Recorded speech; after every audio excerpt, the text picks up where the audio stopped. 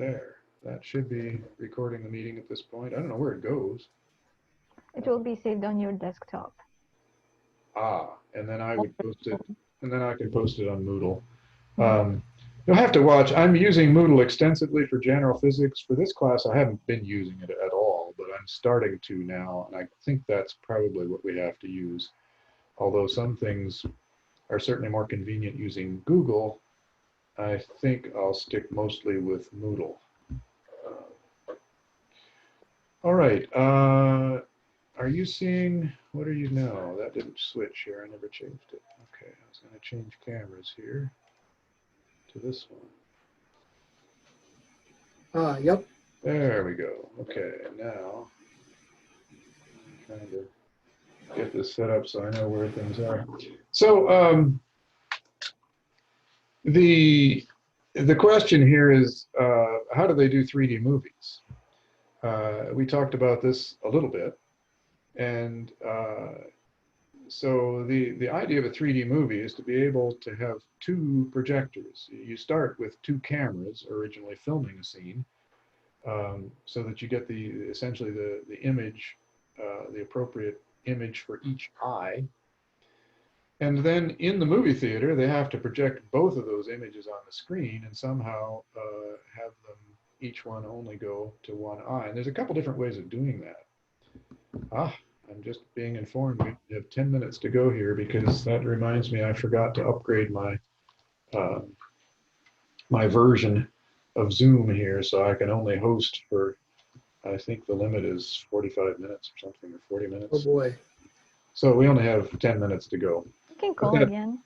We can just do another call. We could just set it up again, that's true. But anyhow, so there are a couple different ways this is done. One way is you can use just a traditional projector, and everybody has to wear funny glasses that are colored red and blue. You perhaps have seen that, where you wear a set of glasses that has a red filter in one eye and a blue filter in the other. And the scene is then projected with the same kind of filters on the projectors. And so the right eye sees the red stuff and the blue eye sees the blue stuff. And oddly, you can even still get the sort of colors. They're not as clear as they were otherwise, but you still do have a color effect that way. Something that's very blue will show up more in one eye than the other, but it'll be brighter, and it'll appear blue. And so you get kind of a color effect, but it's a little bit screwy. The advantage of that method is that it doesn't take any special equipment.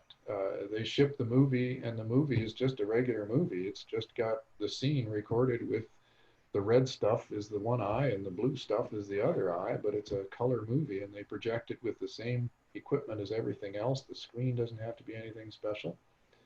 All you have to do is wear these weird glasses. And you can also do that on a computer screen. If some websites will be that way, where they'll show you a picture even in a book, and you put these glasses on, and just like that, you see 3D. A very different method is to use polarization and actually have a dual projector. So you have to have a projector that is putting out two different images.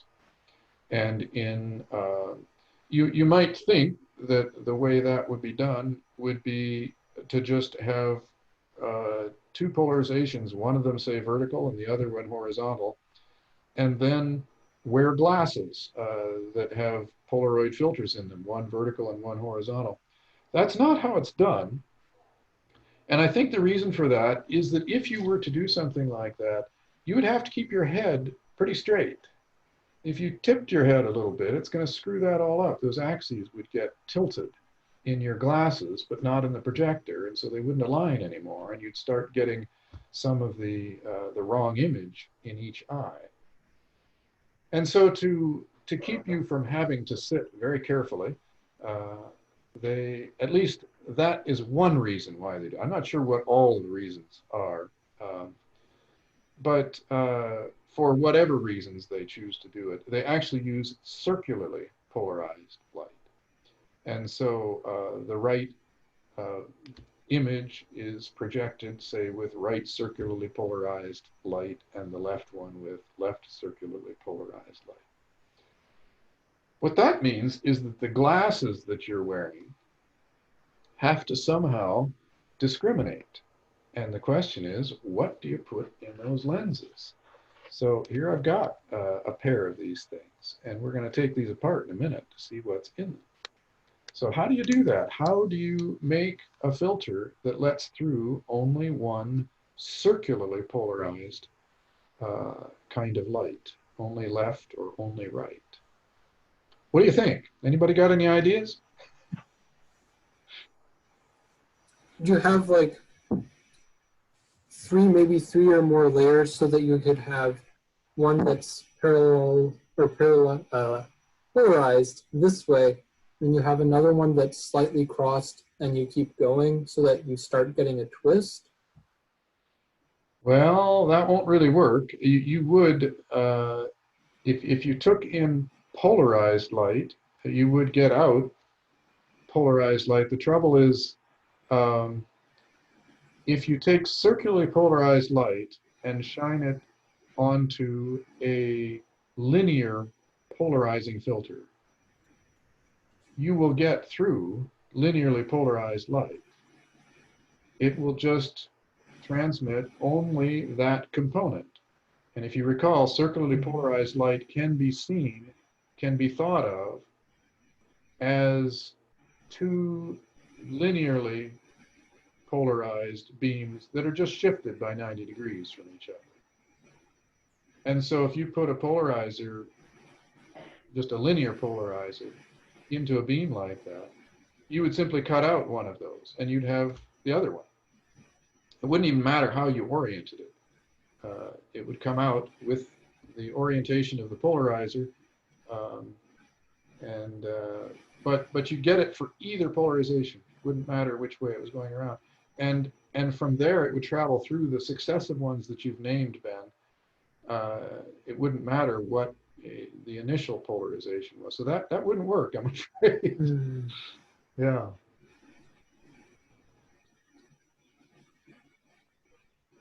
It's been a while since you read the chapter. You, of course, have all read the chapter, but you might remember that there was a section in there about wave plates, and I even talked about that a little bit in class. A wave plate being a thickness of a special material that can be designed so that it delays one polarization by half a wavelength or a quarter of a wavelength or something like that. If you delay it by a quarter of a wavelength is a common one. That's a 90-degree shift.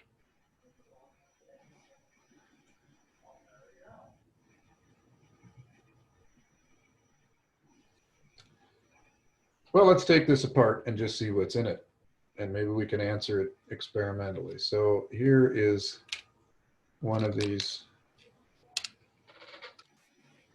special, oh, now don't tell me. Oh, shucks. I should have done this before. It's all one piece. I'm very disappointed.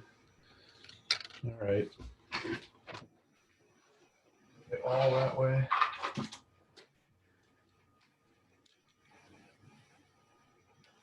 This is a different one. Yep, that's one piece. Shoot. Well, this is going to spoil my whole plan here.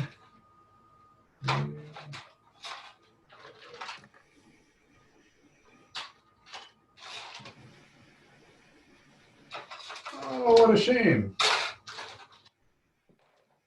I took apart one of these once.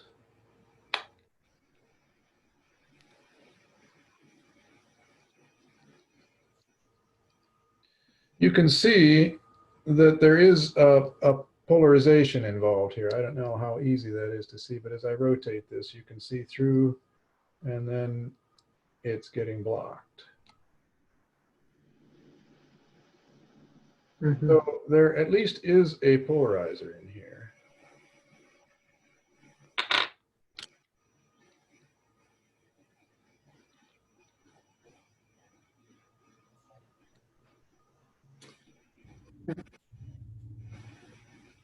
But it doesn't change very much there No, exactly. And that's, until you flip it over.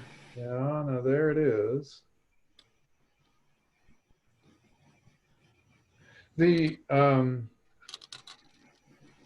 The answer I was going to state, I really, this is not working. And this is going to end very soon, I'm afraid. Should we cancel the call and call again? Just Yeah, to be maybe we careful. should, because I don't want to be interrupting this right in the middle. Okay, so I'll end the meeting and start it again, and you all can just connect again. Sounds good.